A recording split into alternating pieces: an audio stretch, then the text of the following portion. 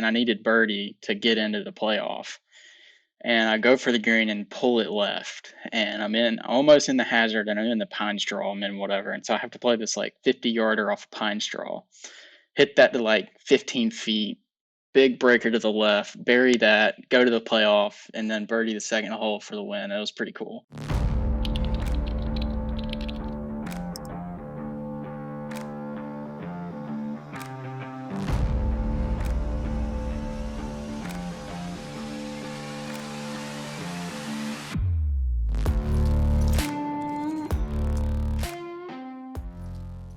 Today on the Tournament Code, we're joined by James Clark. James was an accomplished junior golfer who won his first AJGA start in 2012 and went on to become a Rolex Junior All-American. James played for 5 seasons at Georgia Tech and was consistently in the top 5. James also won the 2015 Eastern Amateur. You're from Columbus, Georgia.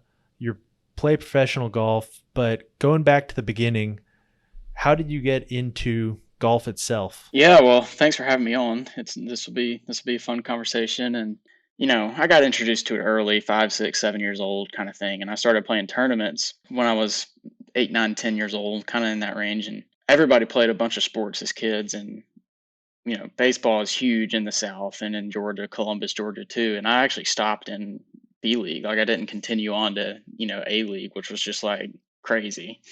But I stopped so I could play golf, and I just kind of had a knack for it and loved it. So that's how I initially kind of got into it. Was just had this affinity for it. It was kind of addicting in the sense where it was just like, I guess I was so bad at it starting out. You're always bad at it as a kid, but it was just like the search for that, like, good shot that you hit, and it kind of keeps you coming back. Mm-hmm. That's one of those things that you said when you were interviewed, I think, by one of the Georgia Tech publications.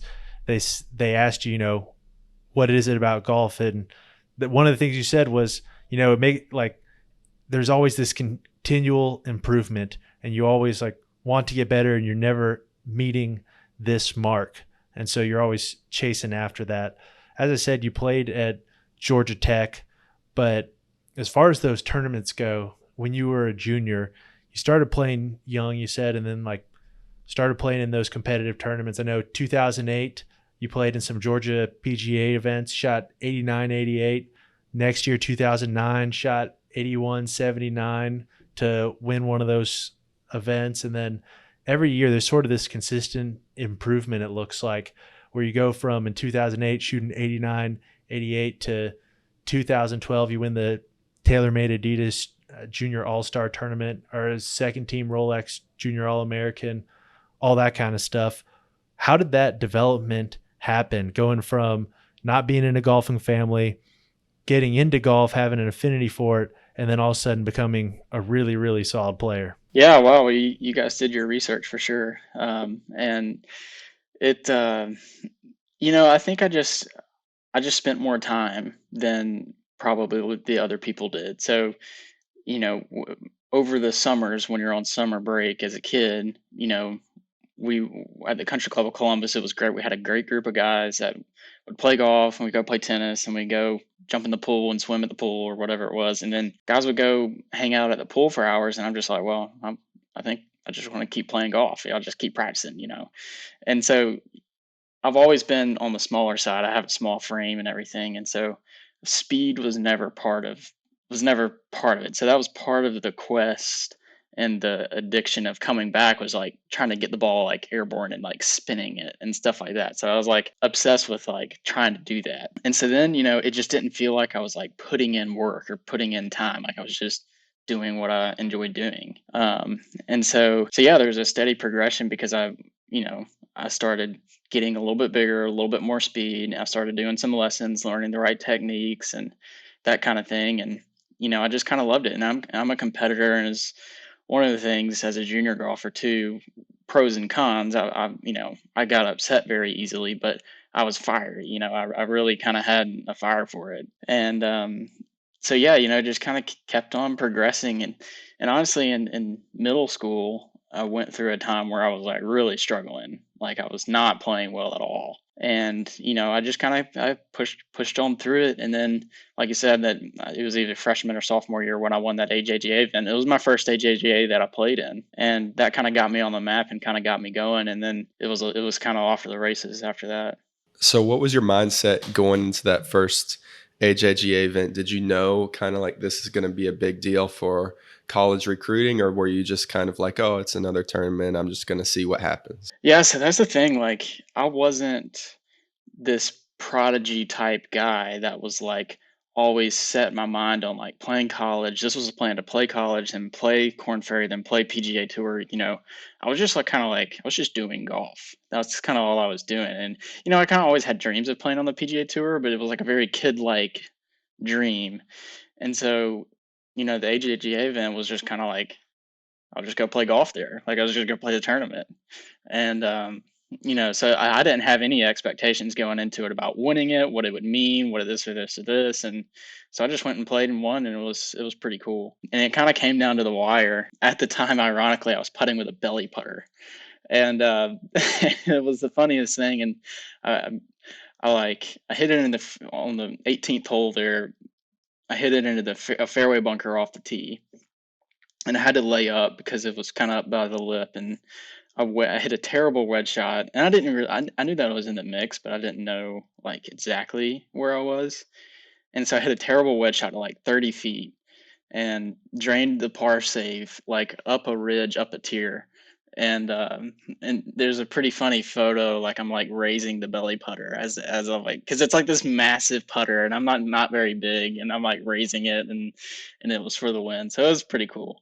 Grew up at Columbus Country Club, and I haven't played there, but I know it's a shorter course with tricky greens. You say you're not really a guy that's going to overpower any golf courses, but you just mentioned you're a really good putter.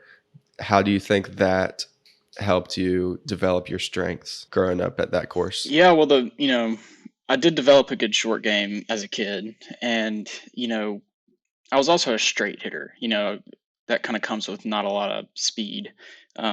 Short and straight and consistent, and then being a good putter, that can kind of take you a long way in junior golf, because you know a lot of juniors kind of like four putt here and there, and kind of have penalty strokes here and there. I kind of kept it in play, kept it out in front of me, and I kind of saved shots rather than gained a bunch, I would say. And in junior golf, that's gaining. And so that really kind of, actually a lot of times too, I hit it so short, and with the age deals, like there's a lot of par fours I couldn't get, and I couldn't hit 3 woods off the deck or anything like that for the longest time. Like I played 7 woods, so I'd hit like driver 7 wood short of the green, and then my two putt was a chip and putt.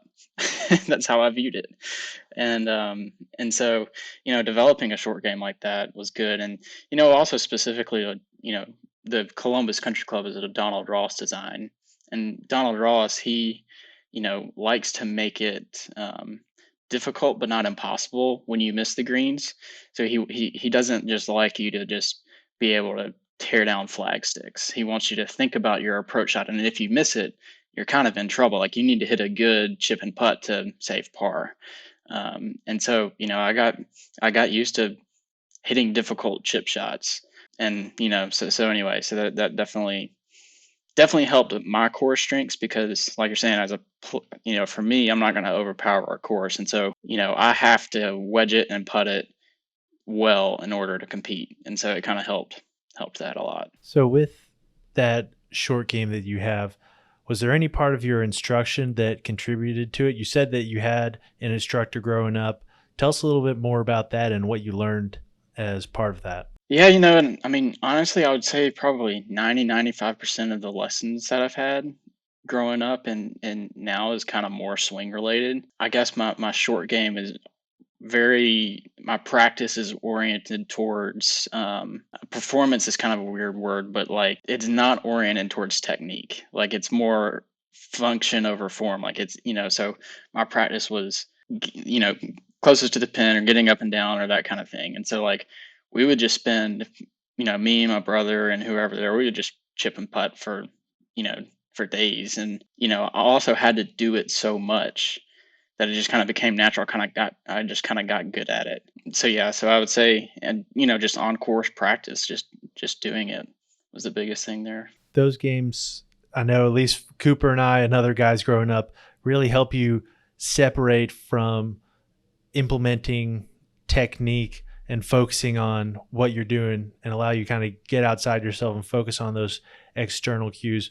What were some of the favorite games of yours that you can remember that you would play that you still now would play? Yeah, well, especially in college, 21 was very popular. So that's always good. But also just an up and down game, a simple, like, very realistic. You take your wedges in a putter, and it's just like the lowest score wins. It's chip and hit a putt. So that was always good. But as kids, we didn't really have any like formal games. We just kind of just did random stuff.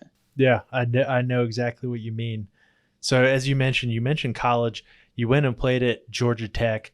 How did you decide that you wanted to play college golf? Because you had mentioned like it's something that I might want to do, but really like at least initially you're like I'm just playing golf, and this is what we do. We play in tournaments, and then you start having some solid finishes. I imagine you start getting some looks.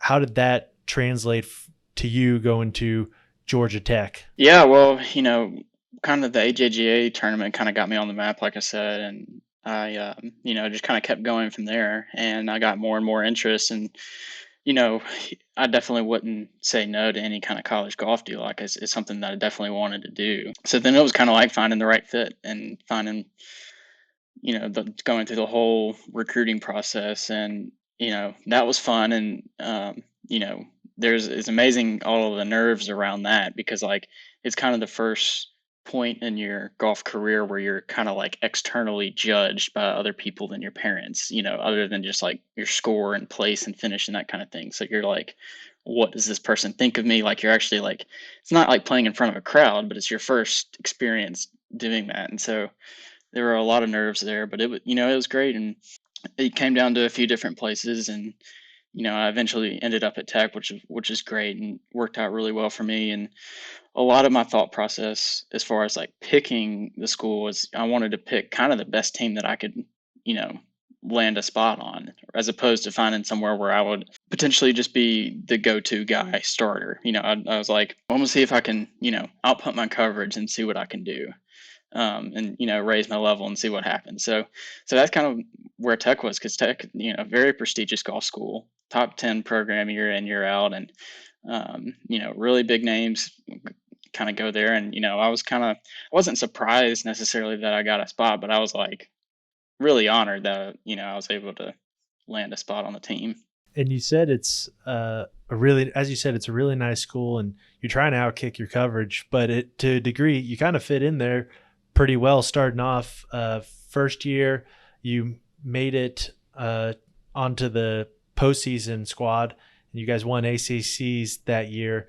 As far as scoring average goes, like first year, 73.57, 73.77, your second year, and you played on the team for 5 years. You redshirted 2017 through 2018, but as during that entire period of time, you only missed 6 tournaments, which means that you're playing some good golf and that you're on a lot of that you're traveling with the team a lot. So as far as like fitting in there, what was it like going in there? Like you thought you're like, oh, you're going in and you're like, okay, everyone's good. That, but going in, what exactly did you think about what it was going to be like? And then afterwards, what was it actually like? Right. So, once again, I think I do a pretty good job of going in with no expectations. I live in the moment pretty well, and it's just something naturally that I've done. I kind of, one of the reasons why I picked Tech was, at least the selection of the team is more so based on merit, as opposed to a coach picking who he likes, kind of thing. So week in, week out, you do qualifying, and we get to qualify for a lot of spots, which is kind of good for me, because it's like, all right, I know I can put my head down and go shoot a score. I'm on the team. It's all in my control. Um, but I get there, and I remember the first like workout that we go into, and I'm just a small kid from Columbus type deal, and we go into the gym, and it's like the trainers are massive people, and the football team and all the deal, and I'm like welcome to the big leagues, buddy. You have made it. It's like, here we go. And I literally weigh like 115 or 120 at the time. So I'm just like, what am I doing? And so, but anyway, so I was like, well, we'll make the most of this. And, qualifying wise, I just played. And, I think one of the things in college that helped me out the most is I was pretty consistent, and I kept the ball in play, kind of like I've been doing all along. Kept the ball in play and putted well, and I got a lot better quickly. So anyway, it worked out where I was kind of a consistent starter for a lot of my career. Did you notice a change in the level of golf courses that you were playing when you went to college to where you had to change your strategy or had to alter how you played because you didn't hit it very far compared to junior golf? Or was it pretty much the same? I mean, you are playing some pretty big time courses in junior golf, so. Yeah, well, I mean, it's definitely bigger. The courses get bigger, and specifically with college golf, there's a lot of donors and a lot of everything. You play on a lot of really nice courses, especially at Tech. We had a really good rotation, and so there was, it was bigger, and at the same time though, we were hitting the gym and training really hard. So I got stronger and bigger decently quickly, and I added a good bit of speed, and so that kind of helped, and that kind of just like naturally happened to where I wasn't just super undermatched as far as speed, where I was just like I had kind of caught up to that point, because even in high school I'd caught up a little bit because those AJGA invitationals type those are big courses too. So I'd kind of caught up for the most part, but yeah, it's definitely everything needs to get better as opposed to high school when you get to college to be able to perform and play good golf. While you were at Georgia Tech, I know you had a couple other teammates. You might still keep up with them now. I think Vince Whaley was a senior your freshman year. Does that sound right? So I think I was on the team for 3 years with Vince. I Okay. think he was 1 year ahead of me technically when I first started, and then when I redshirted, so then he might have graduated 2 total years before me, but I might be off by a year. It might be he might have finished 3 years in front of me, but something like that. Okay. So you're on there with Vince. He plays on tour now. You're on there with a lot of other good guys. I think Luke Schneider Johns was on there. You had a solid group. What was it like going to college? And you've been playing in tournaments with good guys, but now you have those good guys as your teammates to kind of help you out and push you when you're playing. Yeah, definitely. And my freshman year too, Ollie Snyder Jans, Luke's older brother, and Anders Albertson were there too. And, I remember, specifically Ollie, he was a, big dude with a ton of speed. And, at that point in time, he was also, super shallow. So he would hit wedge shots and barely even clip the ground. And I was like, wow, that's impressive. So you pick up a lot of things from just kind of older guys too. And, within the team, you're just constantly competing and you're practicing together. And so, yeah, no, it's like a team environment in golf is you only kind of get it for a few years, and it's great. You push one another, and we all got a lot better. You got older, and like 2016, 2017, scoring average was 71.93. You were all ACC that year. You had a T3 at Clemson, and you were ranked 112 in the golf stat rankings. And then 2017, 2018, you redshirted. What led to that decision to redshirt your technically senior year and then come back and play in 2018, 2019? Yeah, so it was kind of backwards, I suppose. A lot of people redshirt early, and then I redshirted late, and that third year was kind of a breakout year in a sense. All of the scoring metrics and all of the head-to-head matchups within the team, I was the most improved player and the most valuable player at the end of the year, within the team awards type thing, and so it was kind of a breakout kind of year and season. And the team dynamics, Coach Hepler, he approached me and suggested the idea of redshirting. I had no reason to redshirt. I was healthy and everything was going well. But from a team perspective, from a long-term game, it's like we were bringing some newer guys on. It's like, well, if I hung around a little bit longer, the team it's going to make the team a lot better. And so I was willing to yeah, I'll stay young for another year. I'll play, another year in college. Sure, it's like why not?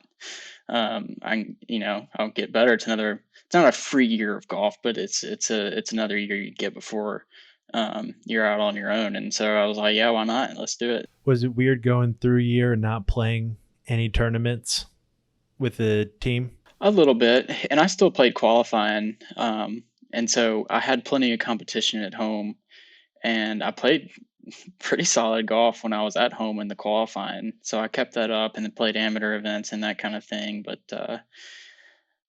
yeah, it was different not being able to go with the team for sure. And as far as one of the things that we kind of skipped over, you had that breakout year in 2016, 2017, but prior to that, in 2015, you won the Eastern Am, Hmm. which is a nice little tournament there.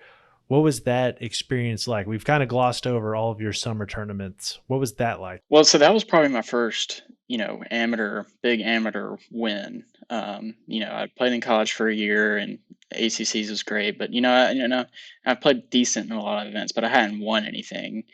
And that was the first one that I won, and I was, it was kind of unfortunate. One of the days got rained out, so it was only 3 days, but I was so close from going to tournament bogey free. I'd parred or hadn't made bogey in like 51 or 52 holes, and I bogeyed like the 16th hole. But anyway, so I ended up winning that in a playoff actually. I mean that was just really cool. The Actually in regulation, it's a par five finisher, and I needed birdie to get into the playoff.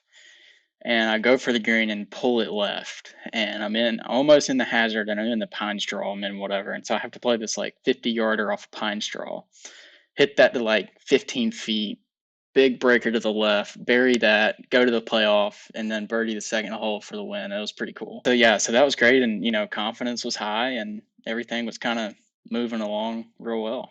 Yeah, I would say that course, Elizabeth Manor, fits your game pretty well. It's pretty short. You got to just keep it between the trees.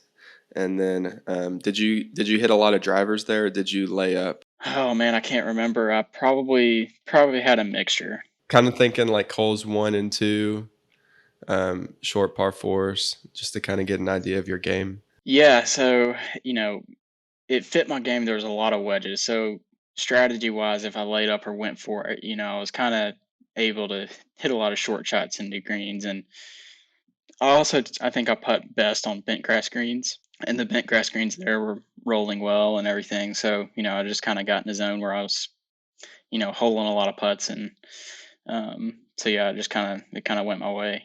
When you got into that playoff, I imagine you were kind of nervous. Did you know when you were playing, finishing that round, like where you were lead wise? And then when you were in the playoff, what were those nerves like? Yeah, well, I mean, I score wise, I think I was up near the front pretty much the whole time. And then I can't remember. I think I was in the lead group the final day. So that was one of the first times I was in a lead group. Yeah, all the nerves and pressure is there. And so that's when, the self-talk really kind of comes into play, where you got to be your own best friend, and you got to kind of be your own cheerleader. And um, at least in the playoff, it's kind of one on one. It's a stroke play kind of type deal. It's not necessarily match play, but yeah. So for me, I would just try to one really focus on my breathing, and just really try to calm everything down, and also try to think muscularly, try to think like long and slow in a way. So like when you get tense, everything contracts, and so I try to really think expansion kind of feelings with the way my body's moving, and breathe, and really kind of speak to myself, believing in it and that kind of thing, and that really kind of helps out. And then also just trying to enjoy it too. It's like taking this picture is like, wow, this is cool, right? This is fun. And then really kind of trying to take it on that way, and then it's you can start to kind of calm down. And another thing that I would kind of tell myself too, specifically, is it's like, standing over like a 6 foot putt is like, I've hit thousands of these. It's like, there's no difference in this one as opposed to one in practice. Like, you know, the only thing that has caused pressure is the circumstance. So it's like the objective thing of what I'm doing. I've done this and I can do this. So, so I just kind of, those are kinds of things I would tell myself. Throughout this interview, I've thought to myself multiple times, man, this guy's got such a good mental game, whether it was how you approached that first stage JGA or just your answer there. You've mentioned like multiple awesome things that told me that you have a great mental game. Have you ever worked with a mental coach or a sports psychologist, or has that kind of been something that you've naturally been able to get really good at? Well, I think one of the things is I think I haven't always had a good mental game from the start. So as a junior and as a kid, I think it was one of the things that kind of hurt me. So I knew it was something that, in order for myself to play good golf, like I needed to fix the upstairs kind of stuff. And so, there was times tournaments I would kind of go into where I didn't care about the result. I didn't care about how I played or whatever it was. It was like the only thing I was going to grade on success is like, how did I do mentally? I wasn't working with a mental coach at that point, but it was more just an internal thing. I was like, this needs to be better. I worked with a mental coach I think it was last year. So it was right before Q school last year. And, you know, I learned a lot. There was some good things, but it wasn't something that I had like consistent sessions on. It was more of like a crash course. Like it was kind of like a longer, like all morning type sessions kind of thing. Um, and the main thing that I wanted to work on specifically in that time when I'd been playing pro for a little while, and honestly, I'd kind of risen up in college those first 3 years, and I redshirted, and then I kind of plateaued. I didn't really have that great of a fifth year, and then in pro golf, I was doing okay, but I wasn't just like winning a bunch. I wasn't kind of doing whatever, and so I really wanted to. I wasn't necessarily losing belief, but I wanted to work with a mental coach on like, all right, how do I get to the first tee and have the mindset that like I'm the best player here. And so that was kind of why I wanted to work with a mental coach, kind of, especially leading into Q school. I needed my confidence level to get a little higher. And so I was like, what were some of the things that you were telling yourself, or how did you feel when your confidence level was at a level where you felt like you needed to improve it? trying to think. I guess just leading into tournaments, it was just kind of like, you know, I guess being able to go shoot 20 under in these pro events kind of thing. It's like my game has kind of been more so like I haven't had that level of being able to take it just super low and go play just total fearless golf where I can go attack a course with driver and kind of just like black out in the sense of going and shooting 60. Like I hadn't had that little extra gear. And so I was confident in being able to like pick my way around the course and shoot a couple under and that kind of thing. And so it was really kind of a search of trying to find that extra gear where it's like I can just kind of like block it out and just go play totally free. You said that one of the things that caused you to do this too is you wanted to be able to step on the first tee and or at least feel confident in yourself and that you could go out there and A, do what you just said, but B, win the tournament. What did you learn in that process? Was there anything in particular that you took with you to help you feel that way? Yeah, so really it was a lot of work on the I guess the preparation side to one of it. And then, the other part was how do you respond to, I guess, certain shots. So that was kind of the main thing we did, and really the preparation I think helped me out because it was really then is when I learned how to like probably properly prepare for tournaments. And so, when I was kind of more properly prepared, I felt better about going into the rounds. And so that was kind of the main thing that helped. On the opposite side of that, we've talked about like what you try to do to make yourself feel better. What's the worst tournament experience you've ever had mentally? For example, we talked with Jacob Cook, who played at UK, and he could remember being at Steelwood Canyon, and he shot 86, 84 the first 2 days. And that third day, he was like begging his coaches, like, please don't make me go out and play. Like, I don't want to be here. It's just when you know you're going out there and your game's it's gonna be a grind the whole day. It's not that easy. For you, what's been the worst experience where you've been at a tournament and you're like, oh man, like that wasn't good, or my mind was just not in the right place? There's probably a handful, especially just because like I said, I haven't always had a good mental game, or I was fiery as a kid. So there's plenty of tournaments where I was just, didn't have a good time. I do remember in college, the one of the first tournaments we played in our spring semester was somewhere at like Yale, or I think it was Yale, and it was like almost spitting snow. It was super cold, and we were playing bad. Our team has kind of gotten off to a rough start in the fall, and nothing was really going well. Coaches weren't really pleased with how we were doing, and it was just, it was just a tough time. And so, and I don't even think anybody in the field really wanted to play because it was just so cold and just rainy, and I was like, "What are we doing?" But that's golf. But yeah, specifically as a junior, I remember there was one time I made a 14 on a hole at the Future Masters way back when, and there was this. It was hole number 4, and I think I about did it with no penalty shots too, um, which is impressive. And there's the green and there's a bunker on either side of the green, and I just like kept like half blading it, and the one of bunkers just back and forth, and I was just so mad.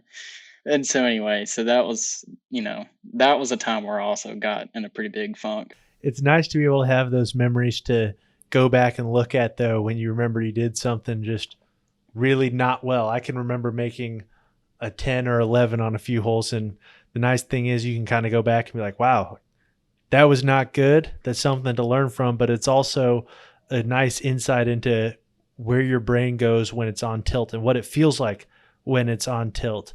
When you were making that 14, do you recall if you felt any certain way? Like, for example, for me, a lot of times I'd feel like everything was moving super fast. Yeah, that everything was moving super fast and I didn't have any control over anything. Yeah, it's just a big blur. It's you get on the next tee box and you're just like, what has happened? Like, well, what happened? And then you're sitting there on the tee just like adding it up to just trying to figure it out. Oh yeah, but yeah, and honestly, like it happens a lot on a micro level when even you make a double bogey, not even, a 10 or a 14 or whatever it is, but, you hit a shot in the woods and all of a sudden you punch it and you clip a tree on the way out, and like it starts to just move quickly. And so the really good players are able to, identify that, slow everything down, and then, go from there. We interviewed Charlie Harrison, who played at Wake Forest, and he had a lot of cool stories about experiences that he had with his coaches. Because of the amount of good players that they coached, they were able to teach him stories from like Webb Simpson. And so I'm curious to see if your coaches had. Yeah, and Coach Hepler, he's been there, for a really long time, and he's seen a ton of good players go through there, and a lot of guys on the PGA Tour are still playing. So he has a lot of cool stories and a lot of cool tidbits. And I specifically remember one of the really good analogies that he had when especially emotionally thinking about mental game kind of thing, was it's like you got to view it almost like a bank account. So like it's very easy for you hit a bad shot, you just make a big deduction and you start thinking about how bad it was, how bad your swing is, how bad everything was, and you just get going down, and it's just like this big deduction. And then there'll be, a 225-yard downhill par 3 with a creek on the left, and you'll hit like a tight draw to a back left pin to 10 feet. And you'll be like, oh, that was good, but it'd be like a $5, deposit. And he's like, you really got to figure out how to like make bigger deposits than, withdrawals. And so that was really good, and it plays into just the human mind, how we generally speaking are negative. Everyone is typically a negative thinker. We tend to put more weight and emphasis on the negative things that happen. And to play good golf, you have to be positive, and you have to kind of focus on the good rather than the bad. So that was one thing that I definitely remember. And there's so many stories of I mean, funny stories of things that have happened, and I forget a lot of them. But it's just the experience level of coaches and what they see is great, and it's also just funny because it's like college golfers are 18-year-old kids, so it's like the stories are always funny because it's just kids being kids. We've all been there. Some of us more recently than others, and sometimes I still act like a kid.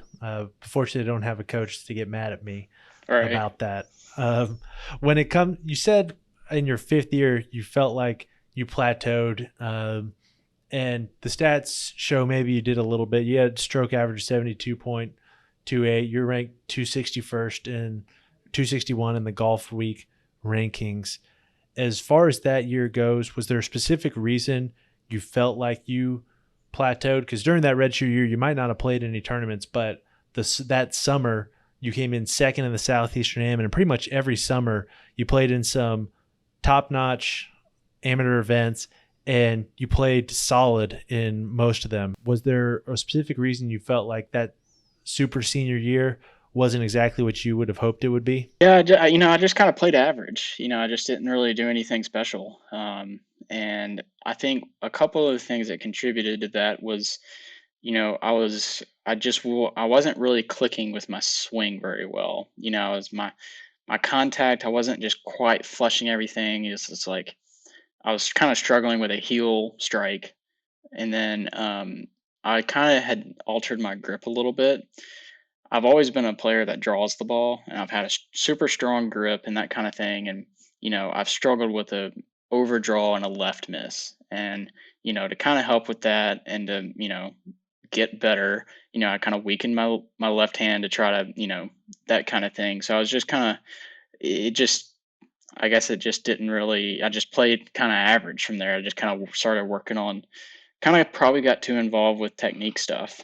And it wasn't bad, but it just wasn't, firing on all cylinders, I suppose. So you turned pro after college. As far as getting your game back and trying to fire on all cylinders, was technique something you focused on, or is there something else that you looked to? Yeah, so I didn't, I turned pro and I played Q school right out of the gate, and I had to start in pre-qualifying, so got through that, and then the first stage is where I've missed, by 2 and 1 shots, and then there was a COVID year where it was canceled, so I couldn't play. But yeah, so I started to think a little bit less technique oriented, and I was able to, kind of more just kind of play golf, which is where I'm at my best, where I think everybody's at their best when they're able to play golf and not golf swing. So, I just kind of went back to my core things. It's like, all right, what do I need to do that's going to make me great?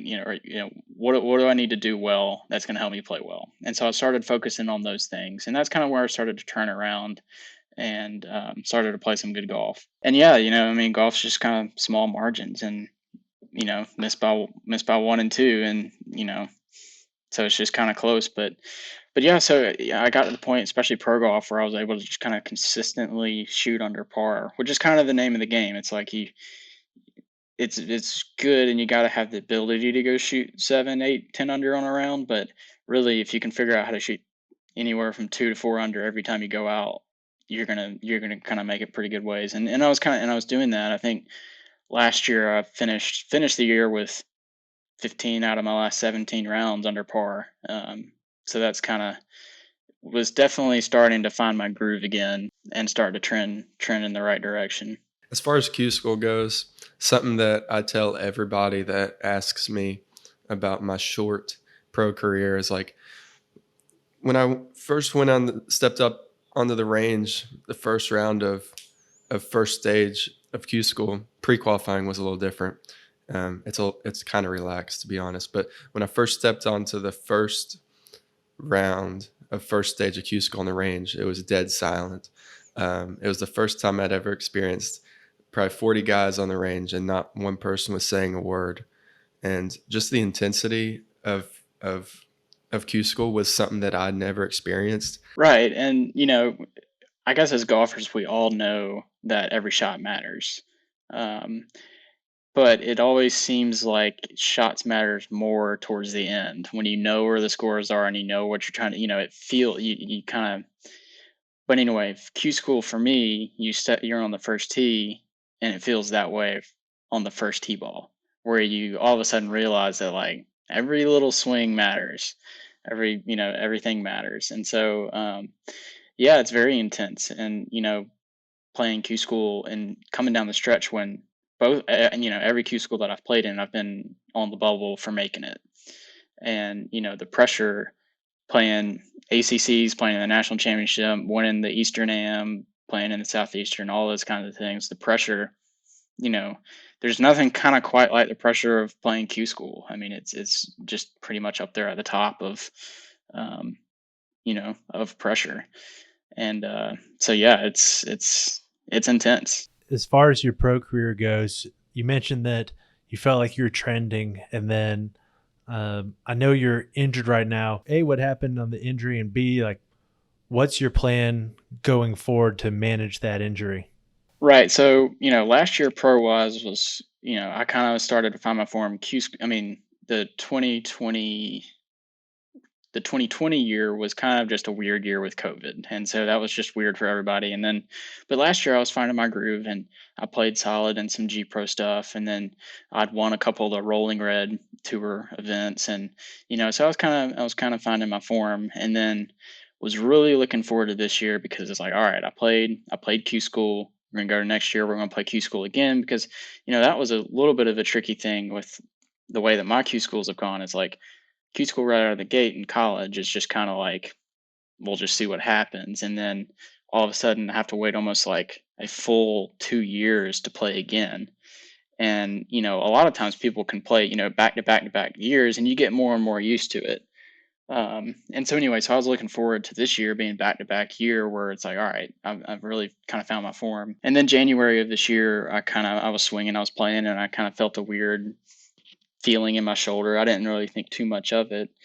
And it just kind of kept on being a problem. I rested it and I started doing things that were good for it, and nothing kind of seemed to fix it. And it just kind of kept getting worse and worse. And finally saw a surgeon in March because I thought, really in April, because I thought I was going to have to get something operated on. And he had a different diagnosis than what I was kind of going for. And basically, the shoulder joint got stretched out. And so there's just space in the shoulder joint that's been created. And he was able to see that from the MRI when they injected dye into the joint, and the dye just spread too far. And so he was like, well, the good news is that surgery doesn't fix your problem. So you don't need surgery. You just need a ton of physical therapy to get everything stronger, to hold it in place better. And so the plan was from April till, mid June or July to, really max out the physical therapy side of things on the shoulder. And then once that hits, then I can start working my way up to, see if I can kind of get going again. And so mid June, I kind of started doing that. I worked my way up, and I was able to kind of swing pretty comfortably with 3 iron, 5 wood, 3 wood, and that was a good step because in the spring, I wasn't able to hit woods. Like it literally feels like my shoulder wants to come out of joint, and so it's like I can't swing. And so anyway, I was making progress, and I actually played a Rolling Red in July or at the very end of June, somewhere around in there. And I wasn't able to hit driver at that point, but the course was short, and so I was like, you know what, I'll give it a go with 3 wood, 5 wood, go compete, see what happens. And really, I didn't care what I shot. I was really just trying to see if I could physically go play 3 rounds of golf, and I did, and it was fine. And so I felt pretty pumped up about, all right, I'm going to be able to play again, and I can hopefully give a run at Q school. And then a few days after that tournament, it basically relapsed and started doing the same thing as it did in the spring and winter. And so then I was kind of like back to square one, kind of like kicked down the mountain per se. So then it was like, well, I guess I'll just kind of try again and do the same thing that I did. And I gave myself until kind of August to, if I'm able to be healthy and play some of these G Pros, play some tournaments in August, and I can kind of give a run at Q school. But if not, it doesn't make sense. The season's kind of burned, and it wouldn't make sense to do it. So unfortunately, I got to August and still not able to go for it. So I had to pull out of Q school this year. And my goal for now is to be healthy by the end of the year, really max out the physical therapy, and try to add a lot of mass to the shoulder to hold it in place better. And really, that the unfortunate part about the injury is it's more so a condition now because nothing is really going to close the space. And so it's really just seeing if I can be able to do it. And so yeah, we'll just kind of see where it goes. That's a tough thing to manage as far as pain and trying to be able to play. Try to find that line between being hurt and being injured. And when you deal with an injury like you have right there, there's a lot that goes into getting better. As far as those workouts go, are you working with a trainer, not just on the physical therapy side, but just on the strength side? And what really is your focus uh, on that? And is that something that you've had for a while or just more recent?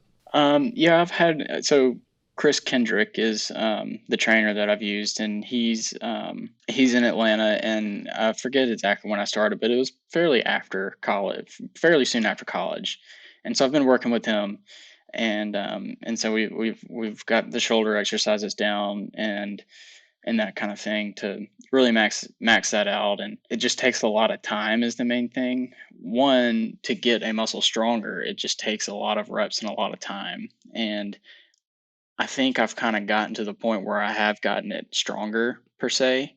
I think the next bit that's really going to help is just adding kind of like mass to it. I've never been a small guy, and it's always been my nemesis on gaining weight. And it's just kind of part of things that I've struggled with. I've just never really been able to get over the hurdle of putting on a lot of pounds, but I really do think that's going to help when it's just, even if it's not muscle, if it's just mass around the joint, it's going to just stabilize it more. So, and that takes time too. And especially with me, it just takes time. So really the goal by the end of the year, if I can put on 10, 12, 15 pounds over the next stretch of time and really get the strength there, I think I'll be able to get back on track. But yeah, so doing all the strength exercises, doing, is kind of everything too. So it's strength and mass, but it's also being flexible and mobile too, because you want some things to not be wound up and tight. It needs to be loose. So it's kind of everything. That's a good thing to have someone who's an expert there to help guide you along in that. I know as far as your swing instructor goes, or some portion of your instruction, you go to Mark Immelman, who has experience and connections. What's it been like working with him, and what have you learned from with him, not just technique wise, but tournament wise, golf wise, managing everything in that realm? Yeah, well, he's been great, and he's been pretty much my day one. I mean, he's been the only swing coach that I've ever had, which has just been great and the biggest blessing. And he does have a ton of experience, and because he's a commentator now, and he travels with the tour, and so he sees a lot, and he's able to, my lessons a lot of times just ends up us talking about golf, and we'll work on swing stuff, and the swing stuff, one of the things that I've just really loved about him is like he's very relatable as far as what he's teaching, and he teaches the player rather than teaching a technique. And the other thing is he's also a teacher in the sense that he, really wants you to understand it, so then you can then, you know, apply it and figure it out on your own kind of thing.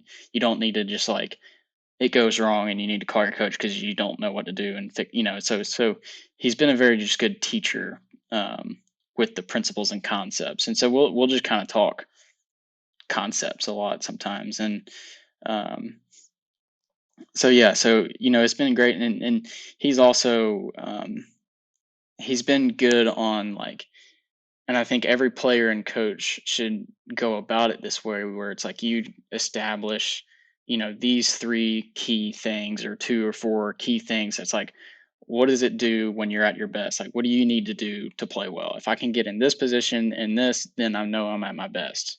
Um, and the important thing about that is it's like it stops the search of like perfection kind of thing, where you just like constantly are like anxious about the way your swing looks or feels or whatever it is, where it's like, your swing is your swing and you got to own it. And it's just like, you know, everybody's swing on tour is totally different. So it's like, if you can find where you're good and where you can be good, then, you're good to go. And so it just makes it simple. For me, the big one is, I guess, my left wrist, or is kind of how my wrist move in the swing.